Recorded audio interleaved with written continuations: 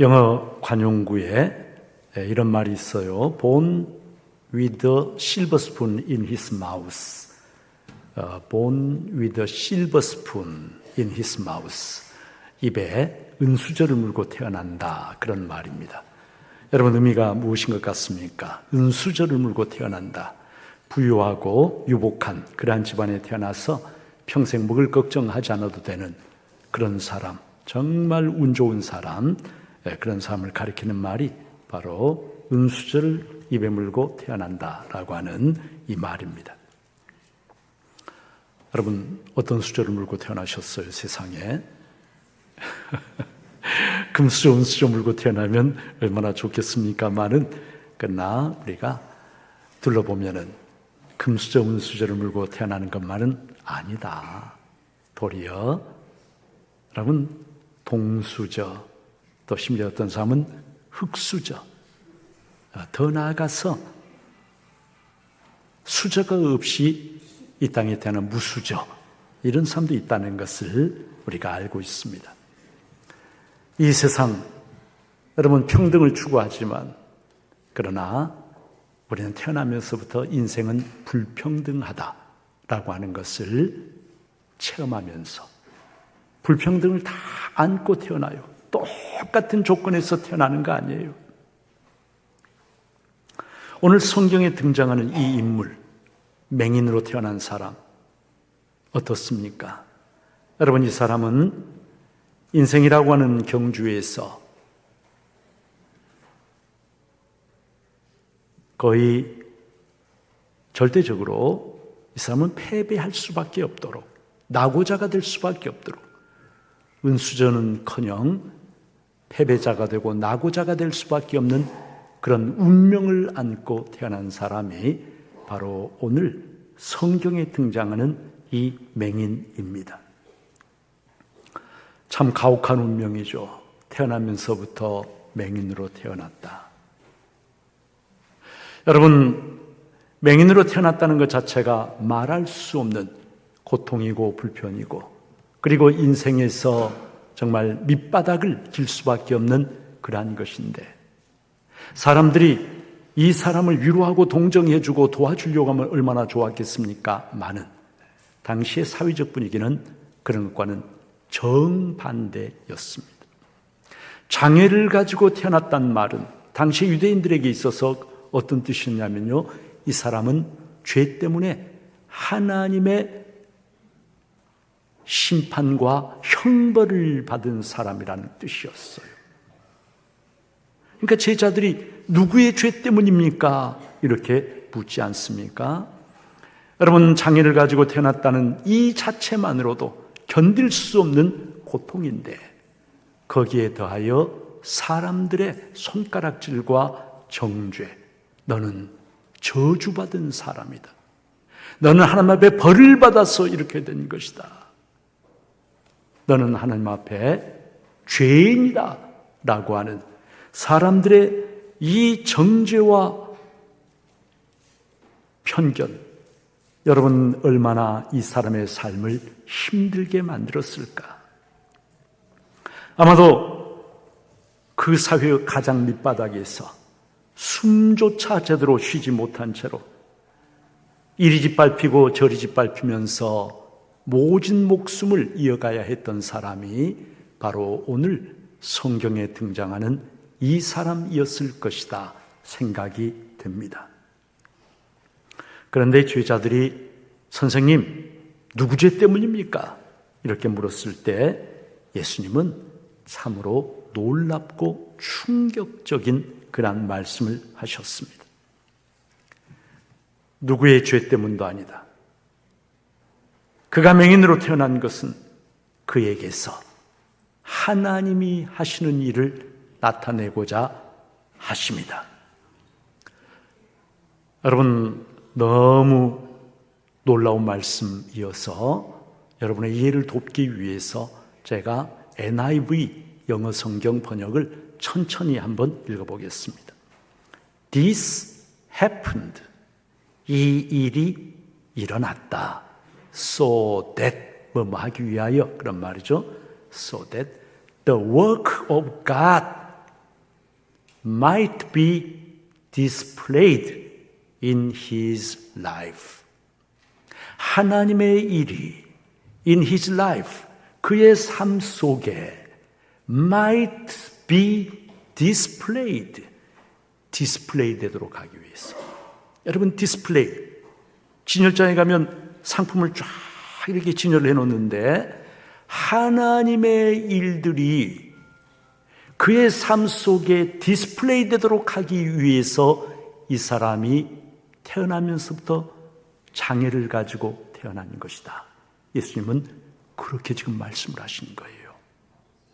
당대에 그 누구도 해보지 않았던 생각, 장애를 가진 사람 만나게 되면 당연히 이 사람은 하나님 앞에 저주를 받아서 벌을 받아서 이렇게 된 거야 라고 그 사람을 정죄했던 그 사회의 일반적인 분위기와는 정반대의 말씀. 아니다. 죄 때문에 그렇게 된 것이 아니다. 저주받아서 그렇게 된 것이 아니다. 도리어 이 사람의 삶 속에서 하나님의 일이 디스플레이 되도록 하기 위해서, 나타나도록 하기 위해서 그가 소경으로, 맹인으로 태어난 것이다. 예수님이 그렇게 말씀을 하신 거예요. 사랑하는 여러분, 예수님의 이 말씀은 질병이나 장애나 고난이나 실패나 고통이나 문제를 바라보는 전혀 새로운 시각을 우리들에게 일깨워 줍니다. 원치 않은 인생의 문제 상황에 부딪히게 되면 고난을 겪고 실패를 하게 되고 질병을 얻게 되고, 여러분, 그렇게 되면 우리는 누군가를 비난하고 원망하거나 하나님을 원망하고 다른 사람을 원망하고 아니면 자책하고 내가 못나서 그래, 내가 부족해서 그런 거야, 자기를 자책하면서 무너져 버릴 때가 많습니다. 물론 우리가 인생에서 경험하게 되는 그러한 원치 않는 것들이 죄의 결과로 찾아온 것이라고 한다면 그때는 두말 없이 하나님 앞에 무릎 꿇고 회개해야만 합니다. 그것이 살 길입니다. 그러나 인생의 모든 문제가 다 죄의 결과 때문에 그렇게 된 것은 아니라고 하는 거지요. 죄의 문제 때문이 아니라고 한다면 우리는 예수님의 이 말씀, 그의 삶에서 하나님이 하시는 일이 나타나도록 하기 위해서 그렇게 된 것이다라고 하는 이 말씀을 받아들이고 그리고 깨달아 알아야만 합니다. 하나님의 선하신 뜻과 내가 다 알지 못한 하나님의 놀라운 계획이 있음을 믿으면서 나의 일이 아니라 하나님의 일이 내 인생에 나타나도록 하신다. 여러분, 이것을 우리가 믿는다는 것이죠. 하나님은 선하시다 우리가 고백하지만 여러분, 그 말이 내가 하나님의 자녀니까, 예수를 믿으니까 내 삶 속에는 인생의 실패도 고난도 눈물도 아픔도 질병도 장애도 아무것도 없는 오직 꽃길만 있는 그런 것은 아니라고 하는 것을 우리가 다 알고 있어요. 하나님이 선하시다는 말은 내 인생에는 그런 것이 없다는 말이 아니라 내 인생에 닥쳐오는 그런 모든 것들을 하나님은 선하신 뜻과 계획 가운데서 결국은 선을 이루는 데 사용하신다라고 하는 그러한 말씀인 것이죠. 우리가 잘 알고 있는 로마서 8장 28절 말씀, 하나님을 사랑하는 자, 곧 그 뜻대로 부르심을 입은 자들에게는 모든 것이 합력하여 뭘? 선을 이루느니라. 궁극적으로는 선을 이룬다라고 말씀을 하십니다. 여러분, 우리의 작은 머리, 우리의 작은 이해력을 가져오는 것을 도저히 알 수 없는 그런 경우가 너무나 많죠. 그런데 하나님 우리를 그 어둠 속에 버려두지 않으십니다. 그 어둠 속에 빛이 비칩니다. 그 그 빛이 누구시냐면 누구시죠? 예수 그리스도예요. 5절에 보니까 세상의 빛이다. 세상의 빛. 그 어둠 가운데 절망하고 울부짖고 있는 인생에 진리의 빛을 비추어 주시는 분, 그분이 바로 예수 그리스도시다.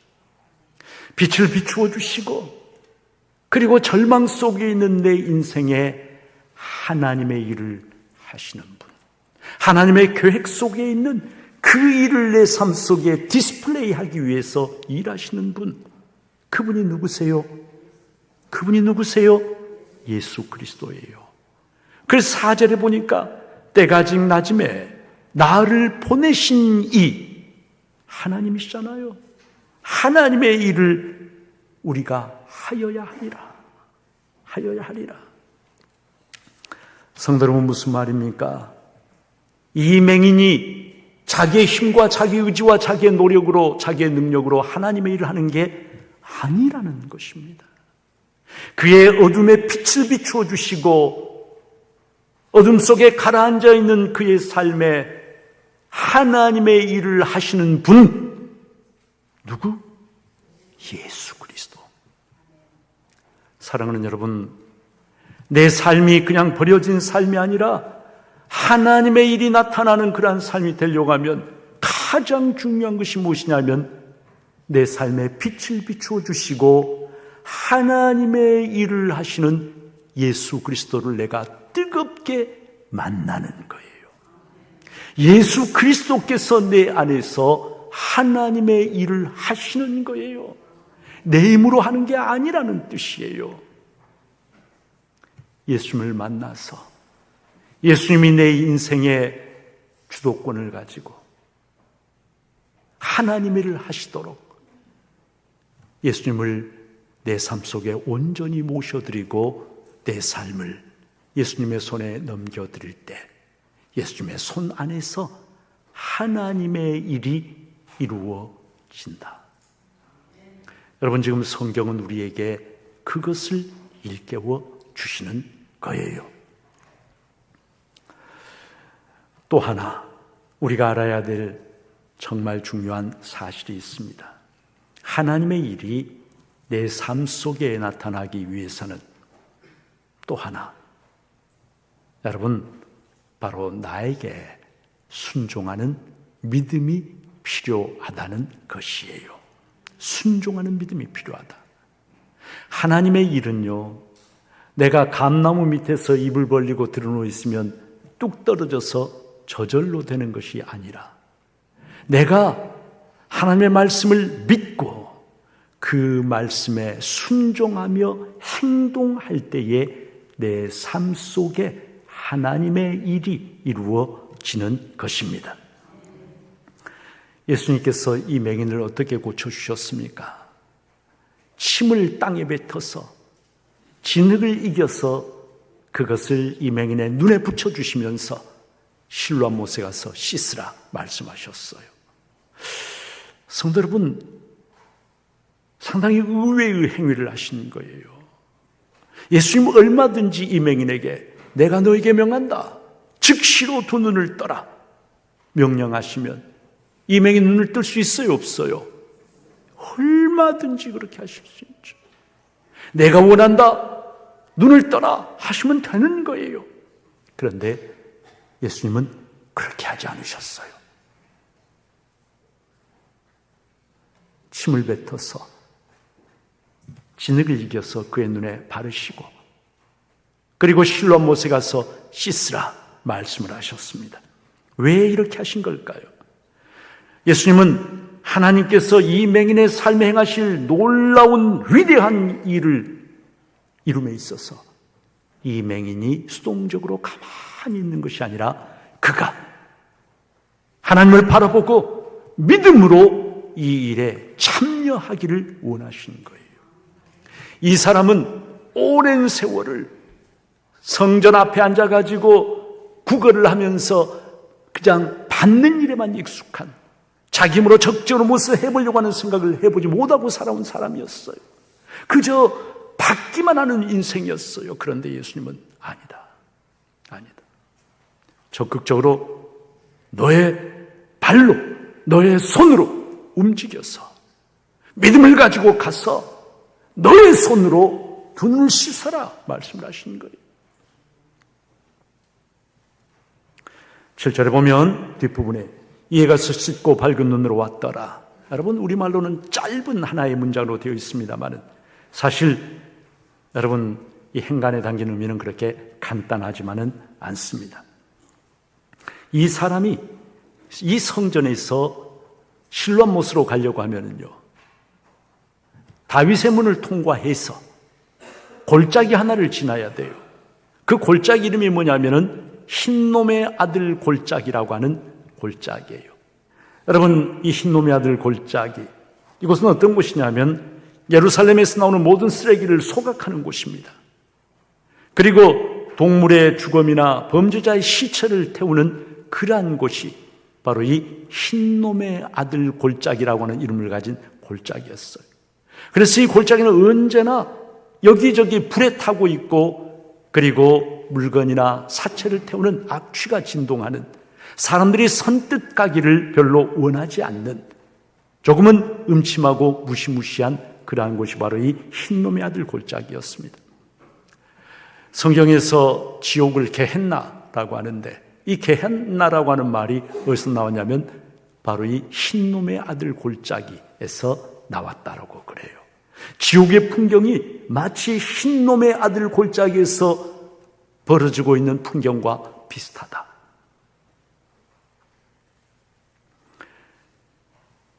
성도 여러분, 이 맹인이 자신의 인생에 나타날 하나님의 일을 체험하기 위해서는 보이지 않는 가운데 더듬거리면서 사람들이 물어가면서 사람들이 기피하는 흰놈의 아들 골짜기를 더듬거리면서 걸어서 통과해서 마침내 실로암못에 가서 물을 떠서 자신의 두 눈을 씻는, 뭐가 필요했냐면 믿음의 행위, 순종의 행위가 필요했다는 거예요. 그가 이렇게 믿음으로 순종했을 때 하나님의 역사가 바로 순종의 끝자리에서 일어난 거예요. 갑자기 눈을 번쩍 뜨게 되고 세상을 보게 된 것이죠. 그런데 만일에 이 사람이 그렇지 않은 경우를 생각해 보죠.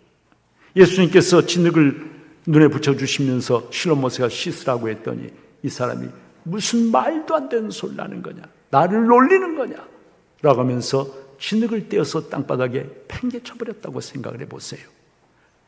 흰놈의 골짜기를, 아들의 골짜기를 어떻게 통과해서 끝까지 가라는 말이요? 라고 하면서 거부했다고 생각해 보세요. 여전히 그 자리에 그냥 가만히 주저앉아 있었다고 생각해 보세요. 그에게서 하나님의 일은 나타나지 않았을 것입니다.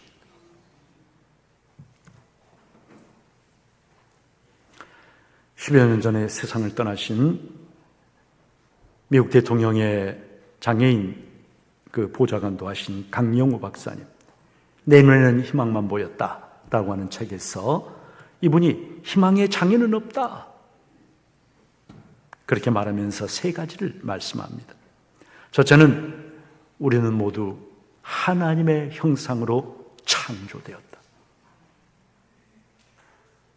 성도 여러분, 때로 우리는 나 자신을 바라보며 자존감에 빠지고 자학을 할 때 있어요. 별 볼 일 없는 존재라고, 아무것도 아닌 존재라고. 그러나 성경을 우리에게 선포하시고 이분이 우리에게 일깨워 주신 진리, 나는, 다른 사람이 아니라 나는 뭐라고요? 하나님의 형상을 따라. 나는 누구를 닮았어요? 하나님을 닮은 존재.